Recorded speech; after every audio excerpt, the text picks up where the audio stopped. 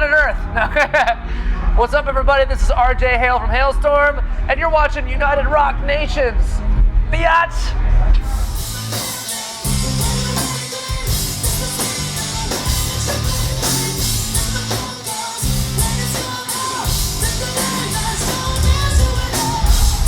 I really didn't expect that. I mean, with every record we put out, it's been a little bit better. So it felt like a very comfortable, gradual, I felt like it was going to be a bit more gradual than it was, but to see that much of a great reaction, we really didn't expect it, because we felt with this last record, we were kind of doing something very different from our last record. We were kind of playing a little bit more alternative, a little bit more experimental.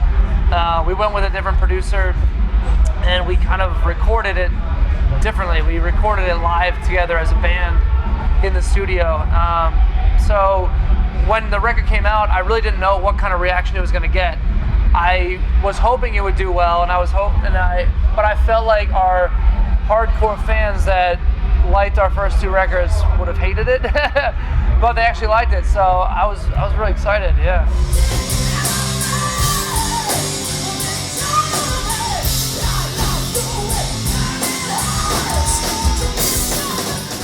Jay Joyce, he's a very versatile producer, which I liked about it. I almost kind of like the fact that he wasn't a rock producer. I like the fact that he brought something unique out of us, and I think he had a very unique background. He mostly does country, because he lives in Nashville. Country music is Nashville, and so that's kind of that's how he pays his bills. That's his moneymaker. But he loves doing rock bands. He did a band called Cage the Elephant. Have you heard of them at all? Really amazing alternative kind of rock and roll band in the States. They did really good in the States. So I felt like having that kind of background, he really helped us challenge us to create something that was kind of out of the ordinary, out of the traditional active rock, which is kind of like, kind of gone stale to me anyway. It just doesn't excite me anymore, So I like the fact that we kind of got to make something a little bit more unique,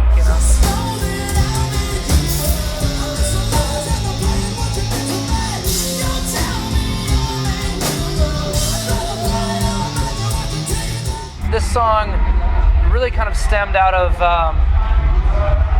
just being in the rock and roll world. We're kind of the underdogs anyway, especially in the States. In Europe, like, they love rock and roll still. They come out, it's like 80,000 people at this festival to see a bunch of rock bands and metal bands, You would never see that in the States, You really don't anymore. You might get 20, 30,000 tops, unless it's like Rock on the Range or Carolina Rebellion, which I think do closer to like 40, 50,000, 60,000, something like that. But over here it's so massive. In the States, it's kind of frustrating, considering that rock music is kind of the underdog now. And it's also kind of cool because it's kind of on the underground, and being on the underground is cool. Being on the mainstream is not cool, you know what I'm saying? You know what I mean? Like, just whatever.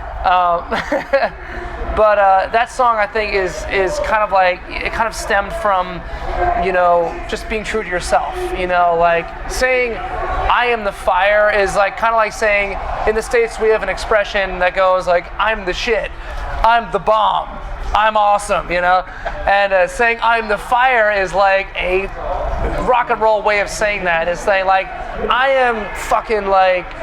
am so proud of what I am and my background, even though I may not be the most popular genre, I may not be the biggest thing right now, I may not be headlining arenas, but you know what? So goddamn proud of my roots, and I stick to them, I am the fire, And it also means a lot to me hearing other perspectives from fans that come up to us that tell me, like, that song you wrote, I'm the fire, like, it saved my life. Got me through a divorce. It got me through anything, any kind of hard moment in someone's life, I think it's a very empowering song. And it came very selfishly to us when we were writing it, but now seeing how people react to it, it feels like it speaks louder now than it ever did, you know? It's amazing to see people affected by music, you know, and that's the powerful thing about music and the beautiful thing, you know? That was more like kind of us experimenting in the studio. When we got in the studio, that song came a little bit later, and we were in the studio, and Jay Joyce's studio, he had like a million different drum sets, a million different amps and guitars, and we were just experimenting. And we had this kind of like, it was just kind of a song we were kicking around for a while. And our producer heard it. He's like, "This is a great song. We need to put this on the record." And we're like, "Okay," you know. And he liked the kind of like swampy, southerny, kind of like old school vibe to it. So he put me on a drum set that was just like this 1920s Ludwig kick drum and a snare drum and a floor tom and like an old cracked cymbal and a hi-hats. And he was like, just make it work. So I'm like just digging into this drum set, and we're just jamming together in this big open room. The studio was in an old church that he converted into a studio, and my drums were in kind of an enclosed, kind of like this, kind of like a booth, you know. And so even in the big room, I was still a bit separated from the bigness, you know. It was a bit covered and kind of, you know. But when we did I Like It Heavy, he took an old drum set and just put it right in the middle of the room, just big, open, empty, you know.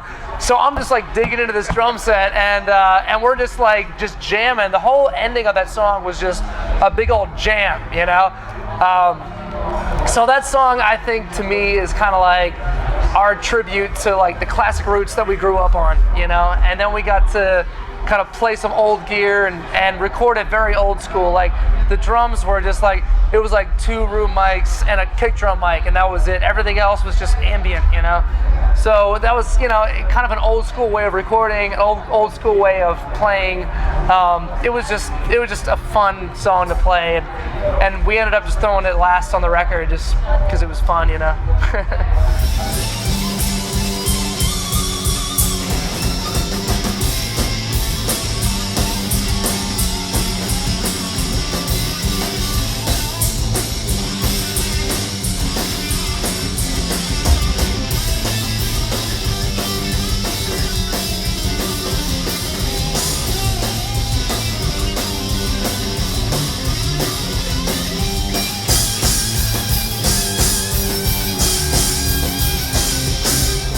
It's going to be incredible.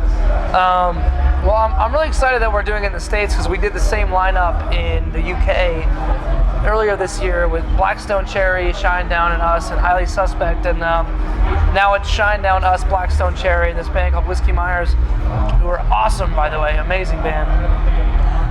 It's going to be very, you know, I feel like all 4 bands on that bill are kind of bands that have a very old school background, you know, especially the drummers. Like me, Barry, John Fred, you know, all of us have kind of a John Bonham, you know, Keith Moon, Buddy Rich, Gene Krupa kind of background. So, you know, we all appreciate like jazz and classic rock and marching band and stuff like that, you know. So it's going to be, for me personally, selfishly, it's going to be a very cool drummer tour. All of us are just going to nerd out, and me and Barry and John Fred, we're all really good buddies anyway. We've done a lot of tours together, the 3 of us, so it's going to be a good family reunion, you know. But as far as the show goes, it's going to be aggressive as fuck, man. We're going to bring the ruckus, you know. It's going to be awesome. So if any of you are in Europe, come to the United States, take a vacation, come see the rock show, you know.